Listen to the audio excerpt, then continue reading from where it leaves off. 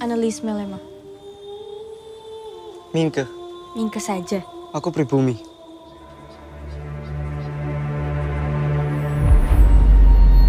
Kowe iki bocah terpelajar. Siswa HBS. Kenapa tinggal serumah sama Nyai? Gude. Hah? Dasar bocah edan. Ibu kok pribumi? Jowo. Aku gak gelem dadi Indo. Aku kepengen koyo mama. Pribumi. Kasihan perempuan-perempuan Belanda itu, An. Malu mereka atas kecantikanmu. Mas, Kamu apa buka-buka, Mas? wis gak jauh maneh kowe. Api eleke menungso. Gumantung carane ngerampungi masalah. Saya hanya ingin jadi manusia bebas, Bu. Tidak diperintah.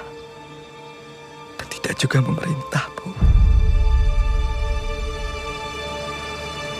Siapakah si kowe izin datang kemari, monyet?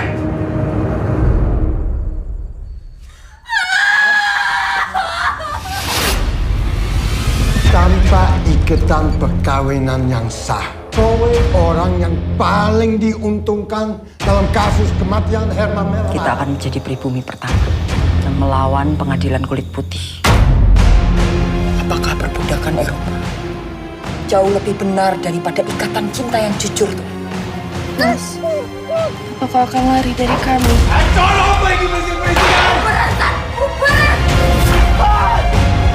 Secara hukum, kalian berdua sudah tidak punya hubungan lagi dengan Annelies. Annelies punya wali di Amsterdam. Saya adalah suami Annelies yang sah di Mahkamah Agama. Suhut menggeser dari perkara yang bukan lagi menyerangku, tapi Eropa kontra pribumi. Siapa yang menjadikan saya kuning?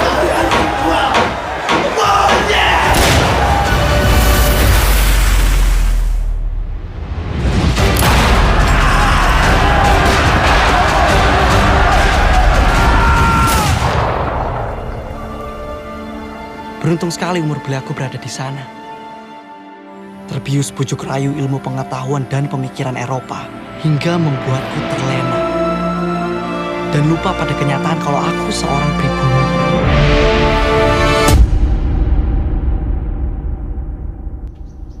Assalamualaikum warahmatullahi wabarakatuh. Hai semuanya, perkenalkan nama saya Putri Anggraini, program studi penyuluh peternakan dan kesejahteraan hewan dari kelas B PPKH Politeknik Pembangunan Pertanian Bogor. Nah, di sini saya akan membuat video atau meresensi sebuah film yang berjudul Bumi Manusia. Bumi Manusia adalah salah satu novel yang ceritanya mengalir dan di dalamnya adalah mengandung konflik-konflik monumental.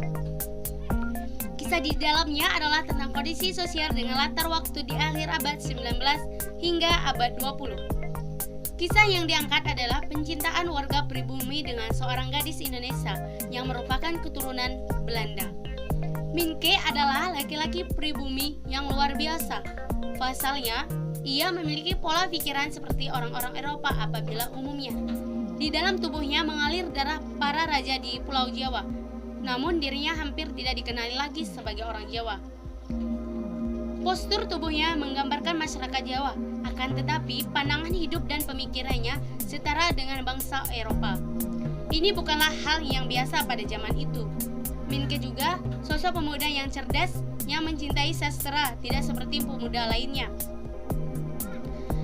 Annelies Melema, sosok gadis cantik digambarkan lebih cantik jika dibandingkan kecantikan Ratu Nederland kala itu, yaitu Ratu Wilhelmina.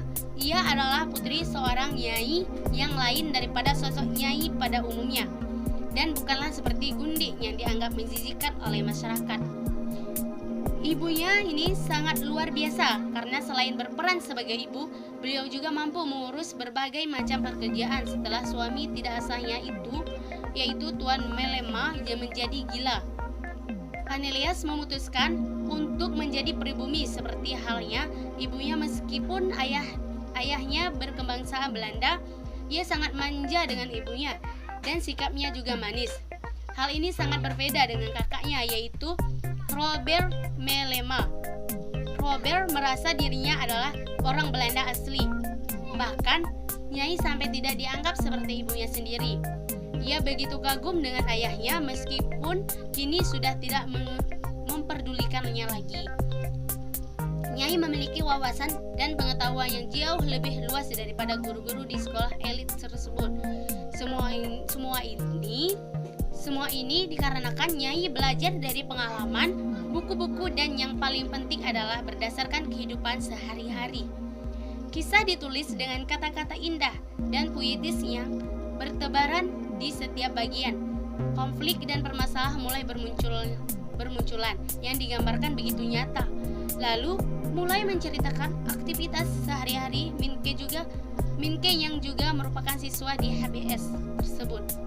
Tidak lupa, Pramedia juga menceritakan dengan jelas dan cerdas situasi apa saja yang terjadi di rutinitas masyarakat di masa tersebut. Suatu hari, Minke diajak Robert Surhoff yang notabene adalah temannya. Mereka berdua akan pergi menuju rumah Wonokromo yang juga temannya.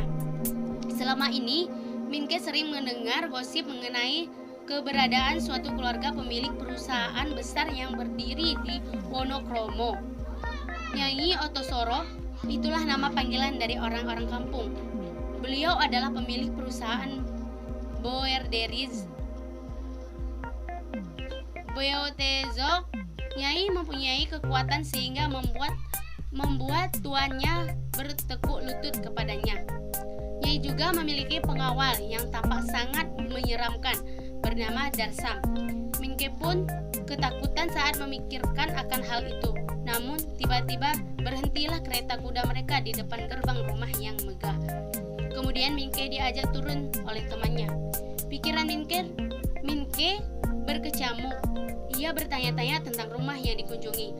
Apakah benar milik Nyai Otosoro? Robert Surhoff pun tidak memperdulikan berita tersebut karena ia adalah Belanda tulen dan tidak mau tahu dengan apapun yang dibincangkan orang pribumi tersebut. Kedua pemuda itu masuk ke dalam rumah, kemudian mulailah konflik-konflik yang menegangkan dan rumit. Nah, sampai disinilah yang bisa saya ceritakan, yang bisa saya buat video tentang referensi film yang berjudul Bumi Manusia ini. Saya akhiri. Wabillahi taufiq wa hidayah. Wassalamualaikum warahmatullahi wabarakatuh.